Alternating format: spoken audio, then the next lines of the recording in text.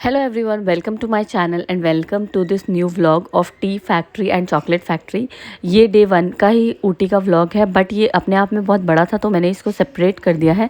तो सबसे पहले हम गए टी फैक्ट्री, जहाँ पे उन्होंने हमें दिए ये हैंड में बैंड्स पहनने के लिए।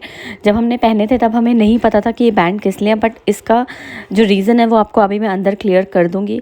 तो कुछ ऐसा रास्ता था जिसको क्रॉस करके आपको जाना था, और ऊपर जाके आप वो देखोगे ना, वाइट कलर की बिल्डिंग, उसके अंदर पूरा का पूरा टी प्रोसेस है।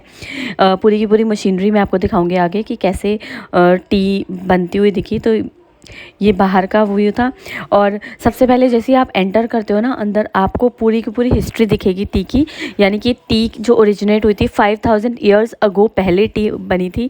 और सबसे पहले चाइना में टी और ओरिजिनेट हुई थी, एंड देन उसके बाद चाइना से कोई बुद्धिस्ट जापान में ले गए। नेम मैं उनका प्रोनाउंस नहीं करूँगी क्योंकि बहुत डिफ़िकल्ट लग रहा है मुझे प्रोनाउंस करना। और अगर आपको भी हिस्ट्री जाननी है तो वीडियो को पॉज करके आप ये पूरा रीड कर सकते हो।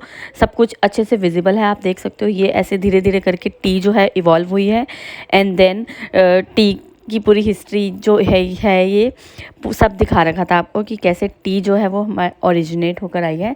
एंड देन अब मैं आपको दिखाती हूँ कि कैसे टी लीव्स जो है मशीन के अंदर डाली जाती है। देखो आप यहाँ पे ये टी लीव्स डाल रहे हैं, और ये सबसे पहले जाएगी उस मशीन में, जहाँ पे वो ग्राइंड होगी धीरे धीरे धीरे धीरे। हर एक प्रोसेस ना एक से एक जुड़ा हुआ है। सबसे पहले टी लीव्स जो है वो ऐसे ग्राइंड होकर जा रही है धीरे धीरे। और ये जो मशीनरी है ना, ये पहले हम ऊपर थे एंड देन स्टेयर्स उतर के नीचे जा रहे हैं। अब ये देखो, ये ऊपर से मैं आपको व्यू दिखा रही हूँ। नीचे टी लीव्स देखो कैसे क्रश हो गई हैं, और हर एक जो वो है ना वो डिफरेंट डिफरेंट फेजेस से जा रही है।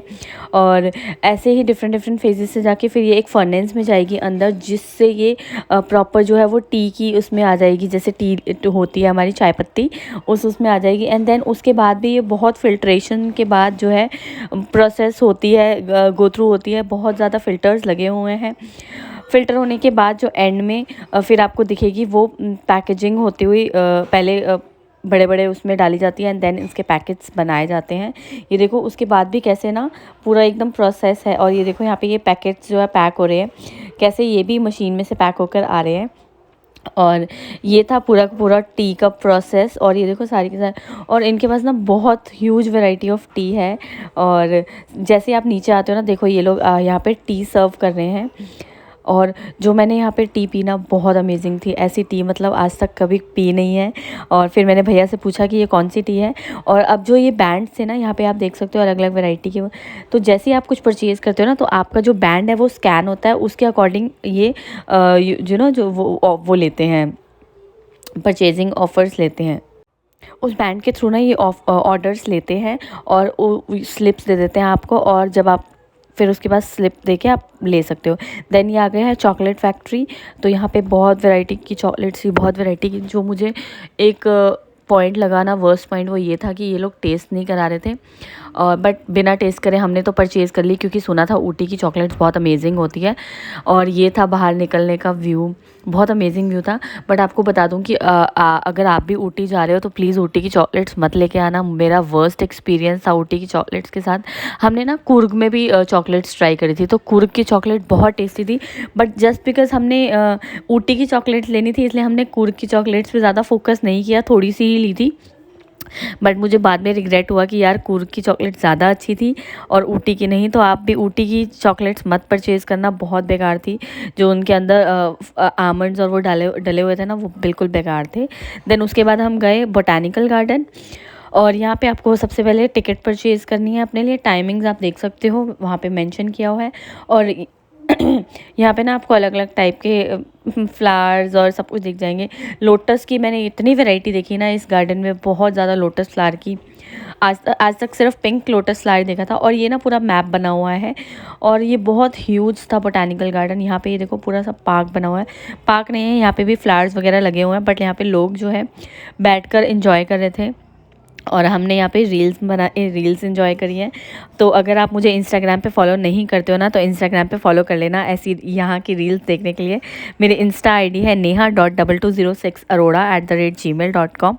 और अगर चैनल पे नहीं हो तो सब्सक्राइब कर देना, क्योंकि आगे और ऊटी का व्लॉग दिखाने वाली हूँ मैं। कल ऊटी की लेक दिखाऊँगी, तो इसीलिए अगर चैनल को सब्सक्राइब नहीं किया तो कर लेना जल्दी से। कल एक और व्लॉग आने वाला है जिसमें मैं डे 2 इन ऊटी आपके साथ शेयर करने वाली हूँ। और यहाँ पे ये ग्लास का पूरा वो बना हुआ था, और उसके अंदर भी बहुत ह्यूज वैरायटी ऑफ फ्लावर्स थे। मैंने कैक्टस की इतनी सारी वैरायटीज़ देखी ना, तो फ्लावर्स की तो आप सोचो एंडलेस फ्लावर्स की वैरायटीज़ थी। तो ये था बोटानिकल गार्डन। और इसके बाद इवनिंग हो गई थी, और मैं आपको बता दूं कि ऊटी में ना इवनिंग 5:30 6 o'clock के अराउंड ही सब कुछ आपको ओपन मिलता है, उसके बाद सब बंद हो जाता है। तो ऊटी में मॉर्निंग से लेके इवनिंग तक ही आप एक्सप्लोर कर सकते हो। उसके बाद यहाँ से जाने के बाद हम लोग बहुत थक गए थे, क्योंकि ट्रैवल करके आए थे कूर्ग से। अगर आपने डे 1 वाला जो व्लॉग है वो नहीं देखा है तो लिंक मैं डिस्क्रिप्शन बॉक्स में डाल दूँगी, चेकआउट कर लेना। और यहाँ पे अंदर मैंने आपको जितनी कैक्टस की वैरायटीज़ दिखाई है ना, मतलब जितना कवर करने की, ये बाहर भी पूरा का पूरा ऐसा ओरिजिन बना हुआ था। जैसे ये कैक्टस गार्डन है, ऐसे बहुत सारे गार्डन्स जो हैं वो डिफरेंट उसमें बने हुए हैं। ये देखो फिर से लोटस फ्लावर आ गए। मैंने आपको बताया ना कि यहाँ पे मैंने बहुत डिफरेंट टाइप के लोटस फ्लावर देखे। मैंने जनरली एक पिंक फ्लावर ही देखा हुआ था, अब मैंने बहुत सारे लोटस के फ्लावर्स भी देख लिए हैं। एंड देन जानवी को ना जब मैं फ्रूट्स की वो दिखाती थी ना, तो मैंने मैंगोस्टीन देखा था, और मैंने कभी आज तक नहीं देखा, तो ये था मैंगोस्टीन। और यहाँ पे डिफरेंट टाइप्स के हमने फ्रूट्स भी देखे। एंड देन हम लोग यहाँ से निकल गए, और ये इवनिंग का मार्केट का व्यू है, देखो कितना सुंदर लग रहा है। एंड देन हम गए कुछ खाने पीने यानी कि डिनर करने। इवनिंग में ही डिनर कर लिया था, और यहाँ पे हमने ऑर्डर किया नॉर्थ इंडियन। तो जो इतने दिनों से नहीं खाया था, पाव भाजी, सेव पूरी, गोलगप्पे, फ्रेंच फ्राइज़, वो सब खाया हमने। पिज़्ज़ा भी ऑर्डर किया, बट पिज़्ज़ा मुझे उतना अमेजिंग नहीं लगा। पिज़्ज़ा का टेस्ट वर्स्ट था, बाकी सारी चीज़ें इनकी अच्छी थी। और यहाँ पे डिफरेंट टाइप्स की स्वीट्स भी थी, तो वो भी हमने टेस्ट करी, अच्छी थी।